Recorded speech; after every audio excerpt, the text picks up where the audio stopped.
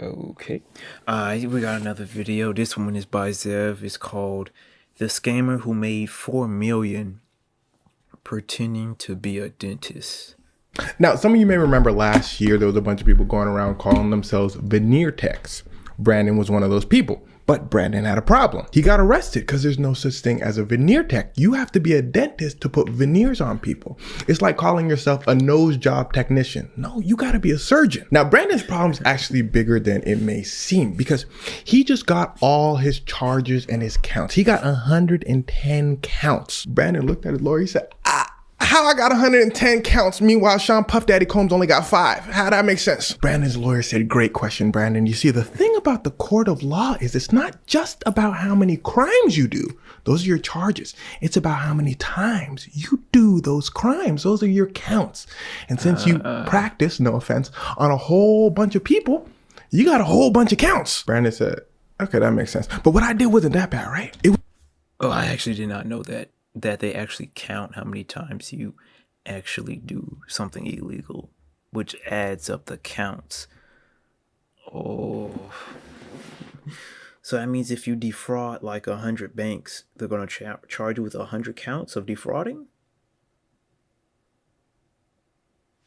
Man, It was bad. You see, this whole thing started a few years back when Brandon noticed that everybody and their moms wanted veneers. So he said, look, all you got to do is glue the teeth on the teeth. Let me just do that. So Brandon started a business calling himself a veneer tech. Glue the teeth on the teeth.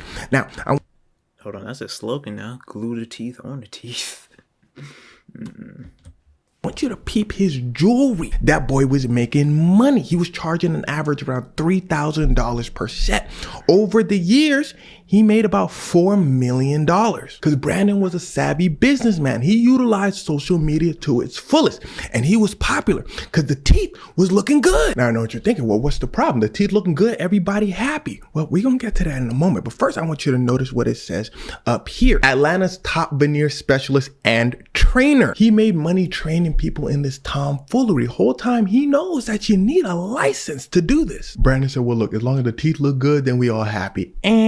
Because here's where things start to get wicked. Because it turns out there's a reason why you need a dentist to put veneers on you. There's a lot of details that go into veneers. You got to shave the teeth a certain way if needed. You got to clean the teeth a certain way.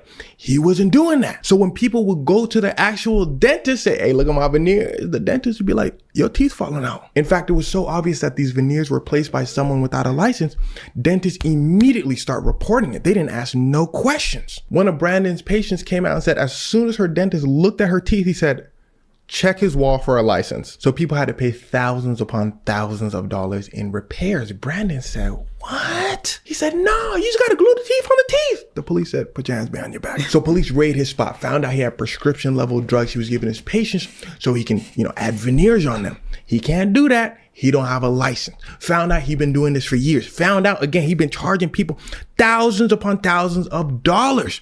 This is fraud. This is theft. So now you can see how the charges and accounts start adding up. Worst part is he can't deny any of this stuff. He documented everything on Instagram. This man got so many charges, they slapped him with a RICO. They say, you know what? You did all of this stuff under an organization. It's a criminal organization. We just gonna give you a RICO too. Criminal organization? Don't you have to have people working with you, like, for it to be claimed like an organization? You could be caught under a RICO just by yourself. If you do crime by yourself, you could get like caught under a RICO. And looked at his lawyer. He said, Rico, who they think I am? Jeffrey Thugger Williams? Brandon's lawyer said, well, you do have an organization and you did commit a lot of crimes, so it kind of fits the status of a Rico. Brandon said, you the ops? Brandon's lawyer said, no. But side note, I collect my fee whether we win or lose. And well, it's probably going to be a tough case for Brandon, especially for the fact that this whole thing happened in Atlanta. And I'm sure Atlanta wants to send a strong message about scamming. So not looking good. Because ain't Atlanta the HQ of scamming? They put the schemers at the gas station. They put the schemers on the card swipers and card readers at the drive-thru. They take your card, they take pictures of your credit card, and they hand it right back to you if they ain't already swipe it through a schemer. Atlanta's been in a whole thing about cleaning up its image. That's why they wanted to lock up Young Thug so bad. They wanted him to be sort of the poster boy of everything wrong with Atlanta, since Young Thug is a huge part of Atlanta culture. So they figure, okay, we lock up Young Thug and we send a message, hey, don't be doing Young Thug things. It seems to be the same thing for Brandon Dillard, because they gave bro 113 counts to be specific. They want him bad. They even charged him with battery. Battery is the unlawful physical contact with somebody else. Technically, he had physical contact with other people by putting veneers on them. And technically, it was unlawful for him to do so. So it does constitute as battery. And with all of the patients, they found that he put veneers on. They all count as a count of battery. That adds up to a good many years. And that's one of the charges. They charge him with theft as well. Technically, he's stealing people's money, right? Because people paid him under false pretenses. So he's technically stealing people's money. Now, the interesting thing is all of these technicallys I'm telling you are technically true, but they can be technically false. And that's why we have the court system. Because now a jury's going to sit there and say, oh, well, maybe that's a stretch. Maybe we won't count it as stealing. Maybe we'll count it as scamming. Maybe it's not battery. I don't know. That decision is up to a jury. They can say even yes, battery for some people, but no battery for other people that he performed the veneer thingy on. So he can literally see from a couple years to a couple decades.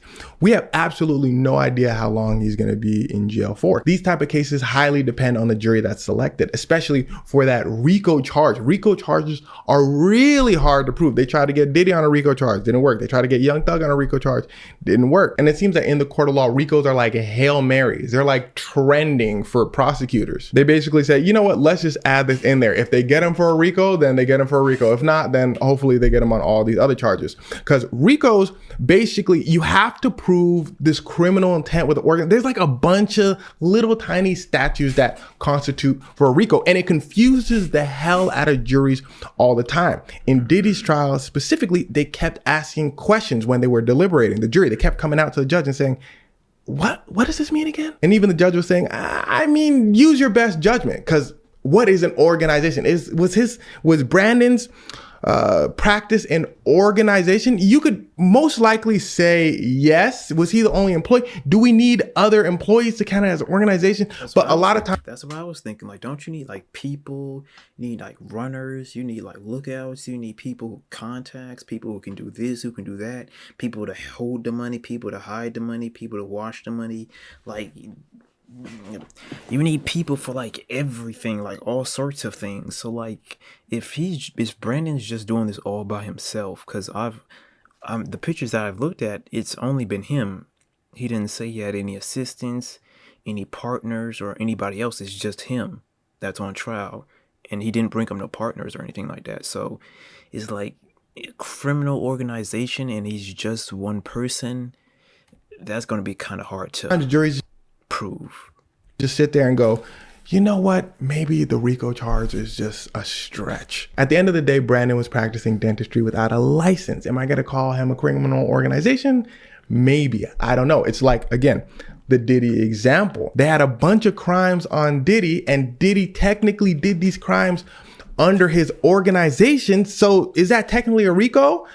Yes, I guess. So Diddy's jury was asking about the security guard. Does he count as like an employee? Like, what do we do here? At the end of the day, Diddy's jury said, you know what? Diddy just freaky. Diddy just violent. Let's book him on the charges associated with that. We don't know about the RICO. We just gonna drop it. But what we also learned from high profile charges like Diddy's, like Young Thug's, is the judge is a huge factor. I feel like trials and laws are kind of there for show. I feel like humans at the end of the day look at something and pretty much make a decision. In Young Thug's case, Young Thug's prosecutor seemed highly corrupt. Young Thug was in jail for many years and things weren't really going anywhere. So Young Thug's judge said, dude, just let him go. In Diddy's case, it was the opposite. Diddy seemed to get away with a bunch of things.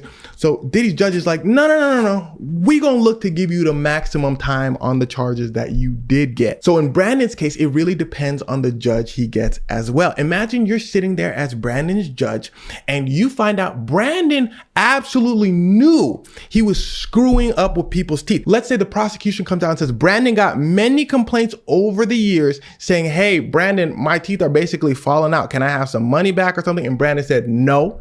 Psych. Brandon flashing his jewelry, got the money on, flashing his dollars, flexing. He got the audacity to be on Instagram. He Instagram famous, doing this thing, teaching other people to commit the crimes that he's committing when he knows it's a crime. If you a judge and you sitting there and you listening to all that and you have the choice between giving Brandon a minimum sentence and a maximum sentence, what are you gonna do? That's why you see defendants coming in all humble, looking down in a suit and saying, man, I really saw the error of my ways, doing all that so the judge can basically sympathize with them and go, you know what, maybe they learned their lesson, let me give them the minimum time. Yeah, that's probably not gonna be the case for Brandon because again, he was committing his crimes in broad day on Instagram. The judge is probably gonna wanna send a message, hey, you can't be doing all this. It's kind of like what happened to a rapper named TK. In the judge's words, you sang a song called The Race. You was basically making fun of us, saying you doing the race from police. We gonna give you time. So at the end of the day for Brandon, it could absolutely go any way. He can get anywhere from 0 years, not likely, to decades. Now, some of you may remember last year, there was a bunch of people going around calling themselves veneer. I don't know. I feel like with an organization, you have to have like people like with you. Like in the Diddy case, it was kind of like different because the only thing that he got prosecuted for was bringing prostitutes from other states to different states. They didn't even get Diddy on like the domestic abuse when he was kicking his wife, right? His wife or ex-wife or ex-girlfriend, ex-girlfriend, Cassidy.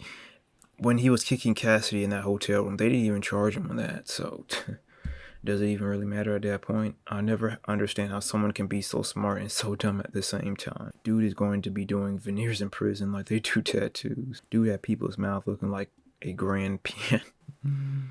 He could have just gone to school and gotten qualified. Shaking my head. Prison? How long does it take? Bro could have gone to night school or something and hired qualified nurses and surgeons. Once he made $500,000 and turned that scam into a legit business. No, clearly that was too much work and money for him to invest in to make it legit. Shaking my head, this world's going to crap. I mean, he was training people to go out in the world and break the law. That sounds like a criminal organization to me. That's what makes it kind of like an organization, because on one hand it's just you doing a crime, but then you're also teaching people how to do the crime. They ain't gonna give him no time. They're gonna give him some time. I don't know. If I had to guess, they probably gonna give him like 30, maybe 30 to 35. 30 to 35 years. That's my guess.